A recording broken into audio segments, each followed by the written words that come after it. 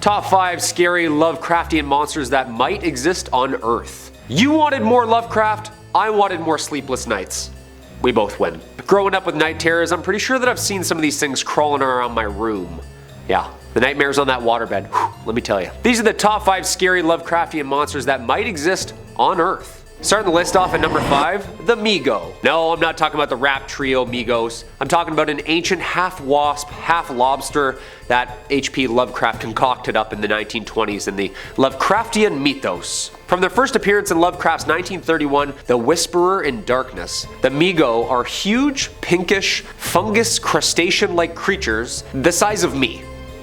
Yeah, these things are massive. From planet Yuggoth, or Pluto as we named it, they arrived on Earth during the Jurassic period. After fighting off attacks from the Elder Things that had landed here, the Migo eventually hid in the northern hemisphere. These creatures prefer to be left alone and in remote mountain ranges. Today they inhabit the Andes, Himalayas, and Appalachians. These creatures prefer to be left alone. They possess a pair of bat-like wings which are used to fly through the fabric of space. The wings don't fly here on Earth as well in our atmosphere, but they're capable of going into a sleep-like state, floating in space until softened and reheated by the sun or another star. The Migo transport humans from Earth to Pluto and back again by removing the subject's living brain and placing it into a brain cylinder where they fly it home for research. I'm sorry, a what? Their technology is extremely advanced, to the point that members of the species will casually engage in surgery for relatively trivial reasons, such as adjusting their own vocal organs to become capable of speaking to humans. An elite ancient race, the Migo communicate by telepathy, and their research surrounding the human brain is still unknown. Hold on. So Migo, which translates to Yeti, lives in the mountains, evidence of giant wasp-crab hybrids and fossils. They abduct humans and bring them back to Earth only for research purposes. Yeah, these are aliens. These are aliens, everyone. God, I hope not. And number 4, Nodens. Nodens, aka the Hunter, aka Lord of the Great Abyss, is one of the elder gods in the Cthulhu mythos, first appearing in Lovecraft's The Strange High House in a Mist. A god of journeys and endeavors, Nodens appears as an old man with long white hair and a beard, yet massive, strong, and powerful. He often rides in a chariot formed from a huge seashell, pulled by numerous different types of sea monsters. Nodens is served by the night gaunts. These gothic, rubbery, black, faceless gargoyles terrorize the dream world. In Lovecraft's novella The Dream Quest of Unknown Kadath, Nodens is seen as an archaic god served by the night gaunts, and he's depicted as somewhat benevolent, opposing some of Lovecraft's titanous creatures. He mostly hunts down evil creatures in the dreamlands that may get out and terrorize humans. He prefers to hunt the servants of the great old ones because they're usually more intelligent and offer the best sport, but not an act to protect humans necessarily. He has, however, been known to help humans time to time. Quote, "And upon dolphins' backs was balanced a vast crenulate shell, wherein rode the grey and awful form of primal Nodens, Lord of the Great Abyss." I'm just gonna say it. Yeah, this guy's Poseidon, right? I mean, the really old but really powerful thing, the god of the sea, helping humans but not really helping humans. Safe to say that this guy's either Ariel's father or a merman. Come on, he's even got a trident.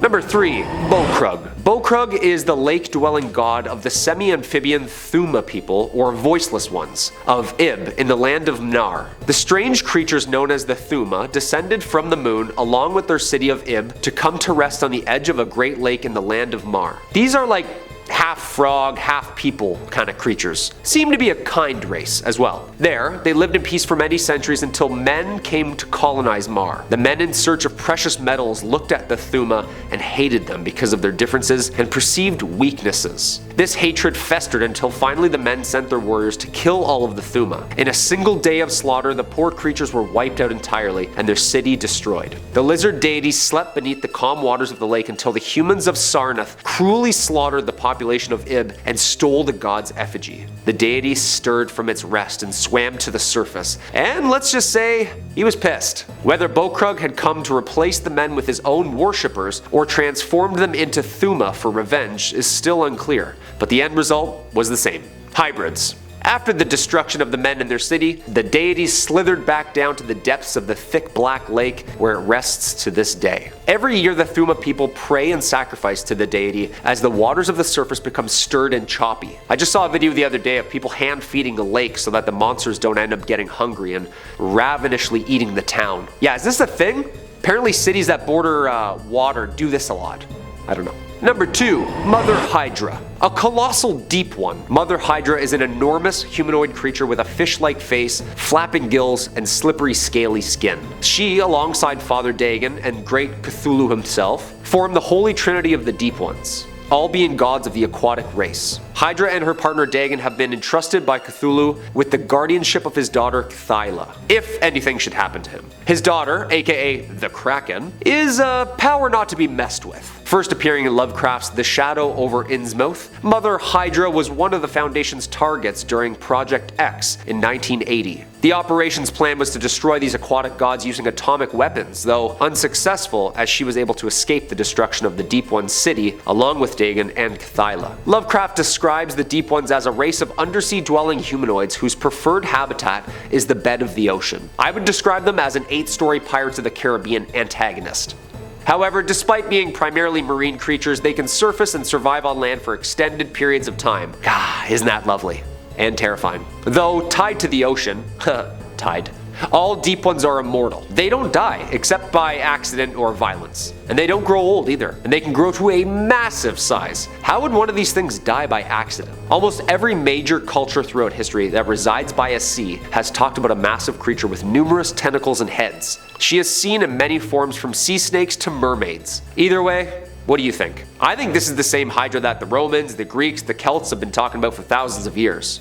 What about you? And coming in at our number 1 spot, Spiders of Leng. I chose this next Lovecraftian creature for the number 1 spot due to my own abysmal fear of spiders. Yeah, I said it. I'm scared of spiders, okay? Arachnophobia alert in 5 seconds. The Spiders of Leng, or Leng spiders as they're sometimes known, are sentient cannibalistic creatures which appear in H.P. Lovecraft's Cthulhu mythos, first appearing in the Dream Quest of Unknown Kadath. In ancient times, these spiders controlled the entire plateau of Leng in Earth's dreamlands, until defeat in the Long War with the Men of Leng. These things were almost hunted to extinction and had to retreat to the southern mountains where they live in their nests. There they dwell to this day, ready to prey on any creature foolish enough to venture through the cavernous mountain range. These purple reddish arachnids appear somewhat similar to terrestrial earth spiders, yet of course on a much larger scale. I feel like all these creatures are just much scarier when they're like 150 feet high. For example, the smaller spiders of Leng are the size of a Great Dane dog.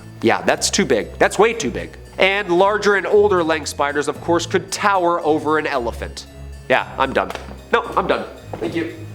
If that's not the scariest part, they have an intelligence far higher than that of a regular animal. Imagine elephant-sized spiders trucking to a city near you. I'm calling Oppenheimer, man. They are carnivores and even trap and indulge in cannibalism of other spiders. Finally, some good news. Eat them all up. They are capable of spinning city-sized webs to disembowel their victims. They also possess a venomous bite that paralyzes their next meal, and of course they have the ability to climb literally any surface. Of course they can, yeah. See why this is the number 1 spot? If I saw a Godzilla-sized Kraken or a 5-story spider, yeah, I'm going for a swim, that's all I'm saying. Well, there you have it, folks. 5 Lovecraftian creatures that could be literally living amongst us as we speak. I'm never going for a swim again, and I'm building a giant bug zapper to live in. As always, I'm your host, Comic Waters. Turn on all the lights, lock all those doors, and I'll see you next time. Stay spooky, everybody.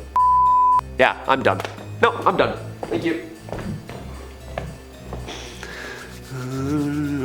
I wasn't done, it was a trick. Done. If I saw Godzilla, okay, here we go.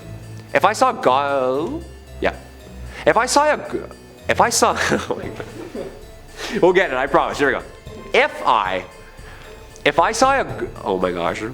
It's the next word. If I saw a Godzilla.